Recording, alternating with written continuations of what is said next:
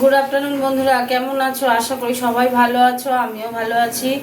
আজকে একটুখানি চাল কুমড়ো একটুখানি হালকা করে, এই দেখো চাল কুমড়োটা হালকা করে সিদ্ধ করে নিয়েছি আর কি। এই যে টমেটো দিয়ে এই যে চাল কুমড়োটা সিদ্ধ করে নিয়েছি, দেখো দেখতে পাচ্ছ না? না কোন দিকে দেখাচ্ছে দেখো। আচ্ছা ছেড়ে দাও, চলো চাল কুমড়ো চিংড়ি মাছ দিয়ে করবো। কেমন করবো তোমরা দেখতে থাকো। চলো রান্না করতে যাই। তেল দিয়ে দিচ্ছি।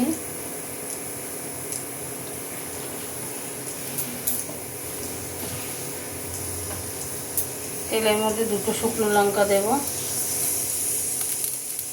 গরম হোক তেলটা।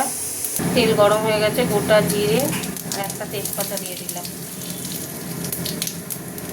গরম হয়ে গেছে তেল, দিয়ে দেবো পেঁয়াজ। আজকে একটু মশলা, আগের দিন মশলা ছাড়া করেছিলাম, আজকে একটু আদা রসুন বাটা দিয়ে করবো। পেঁয়াজটা ভাজা ভাজা হোক। এবার আমি দিয়ে দিচ্ছি চিংড়ি মাছগুলো, দিয়ে দিলাম।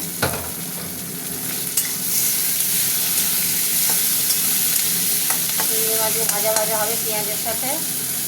চিংড়ি মাছ ভাজা হয়ে গেছে, আমি একটু মশলা দেবো। এই যে একটুখানি আদা রসুন বাটা দিলাম। ধনে গুঁড়োটা শেষ হয়ে আসছে, যেটুকু ছিল দিয়ে দিলাম। দিলাম একটু জিরে গুঁড়ো, দেবো অল্প করে একটু হলুদ গুঁড়ো দিলাম, আর দেবো একটু লঙ্কা গুঁড়ো।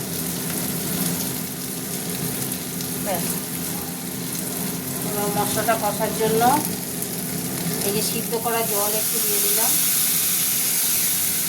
এই যে লাউটা সিদ্ধ করে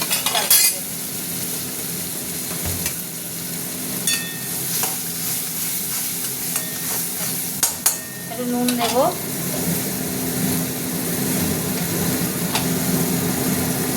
অল্প করে নুন দিলাম, কারণ সিদ্ধ করার সময় হালকা করে নুন দিয়েছিলাম। হতে থাক মশলা কষাটা। মশলা কষা হয়ে গেছে, দেখো তেল ছেড়ে দিয়েছে।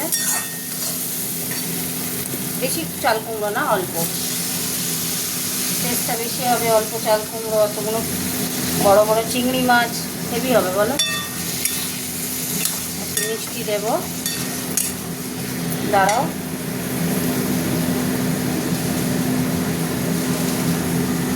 মিষ্টি দিয়ে দিলাম। দুটো লঙ্কা দিয়েছি, মানে মধ্যিখান দিয়ে কেটে দুটো লঙ্কা দিলাম। ব্যাস, আর কিছু দেবো না। পারফেক্ট হয়েছে, হতে থাক। দুটো টমেটো সিদ্ধ করে এই লাস্টে দিয়ে দিলাম।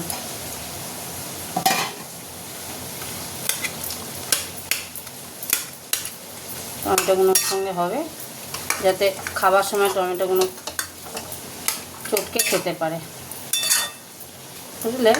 ওই জন্য দিলাম। হতে থাকে। এই দেখো লাই হয়ে গেছে আমার চাল কুমড়ো। আর এখানে দেখো লাউয়ের ছেঁচকি করছে।